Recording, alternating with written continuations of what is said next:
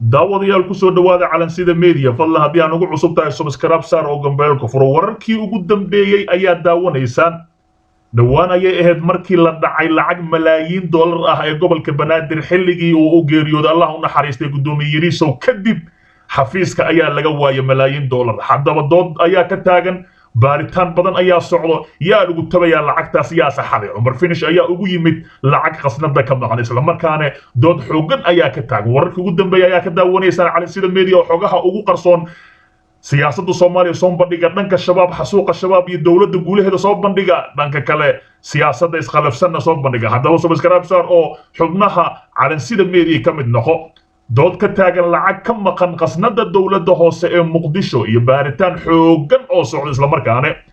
waxa dood badan ka taagan tahay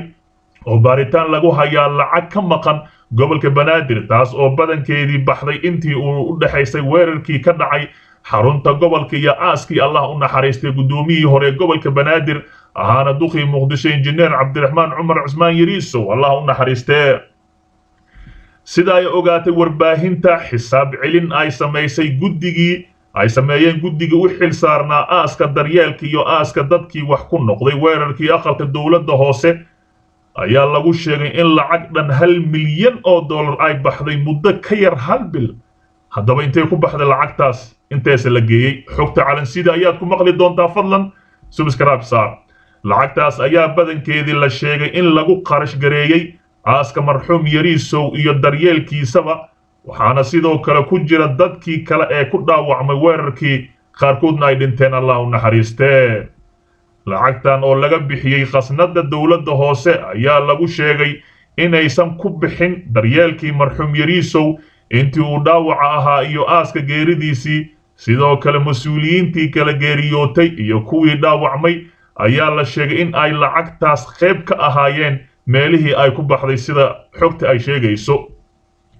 laakiinse isticmaalka lacagtan ayaa lagu sheegay in diyaaradihii lagu qaaday dadkii lagu kireeyay laakiinse warbixin oo taasi dhabarjibin ku ah ayaa gadaal ka soo baxday waxaa sidoo kale jirta lacag badan oo la sheegay in lagu bixiyo dayactir iyo qurxinta xarunta gobolka balse aysan jirin howl muuqata oo ay ku bixi karto lacag ka badan 10,000 oo dollarka Mareykanka lacagta ugu badan oo dhan 700 oo kun oo dollar ayaa la sheegay inay baxday 24 July oo ahaa maalinkii qaraxa uu dhacay ilaa iyo 8 bishii Agoosto aynu soo dhaafnay xogta ayaa waxaa laga helay xafiiska maaliyadda ee gobolka Banaadir kadib markii Umar Finish uu ka dalbaday kusimihii gobolka Banaadir Ibrahim Dheere in uu soo gudbiyo lacagtii ka baxday gobolka dadkii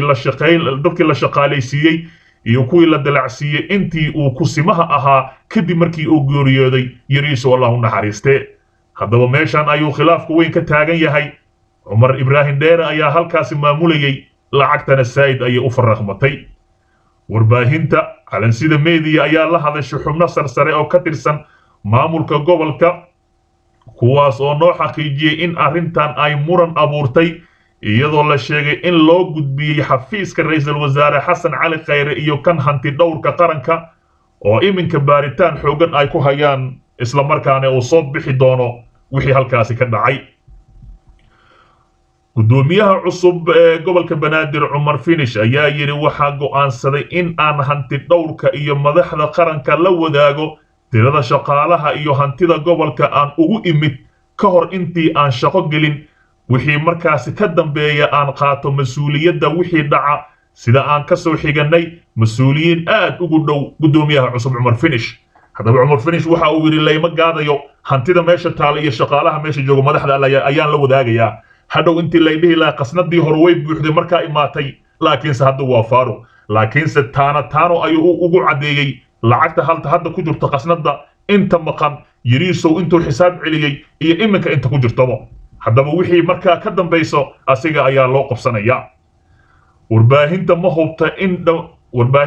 in dhammaan xubnaha guddigii loo xil saaray musiibadii ka dhacday xarunta dawladda hoose ay raali ku yihiin warbixin laga gudbiyay xafiiska maaliyadda ee gobolka Banaadir waxaase muuqata in halkaasi lagu luumiyay lacago 100,000 oo dollarka Mareykanka ah sidoo kale warbaahinta ayaa ogaatay in diyaaradii lagu qaaday sidoo kalena lagu soo celiyey meydkii Yariisow Allah u naxariistay iyo dadkii la socday ay ahayd bilaash ama lacag la'aan haddaba meeshan ay warbixinta ka jirtaa lacagaha baxay waxaa lagu sheegay in lagu qarash gareeyay diyaaradihii iyo waxyaabihii iyo dadkii dhaawac ahaa iyo macal Yariisow diyaaradiisii laakiin Qatar ayaa lacag la'aan ku tiri diyaaradii lacag la'aan oo ay ku deeqday dawladda Qatar waxaana sababta lagu sheegay in aan la gareynin ama diyaaradaasi wax lacag aan la siinin diyaaradii militariga sidoo kalena aan Soomaaliya laga kireyn doonin caawimaadka degdega ah ee Qatar ay u bixinayso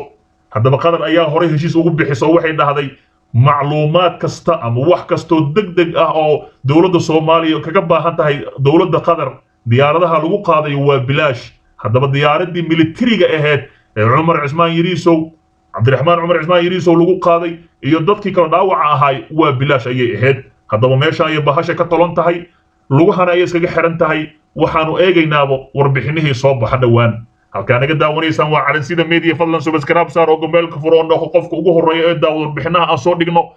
iyo guulaha ay dawladda Soomaaliya ka gaarayso xasuuqa al-shabaab bahadsanidin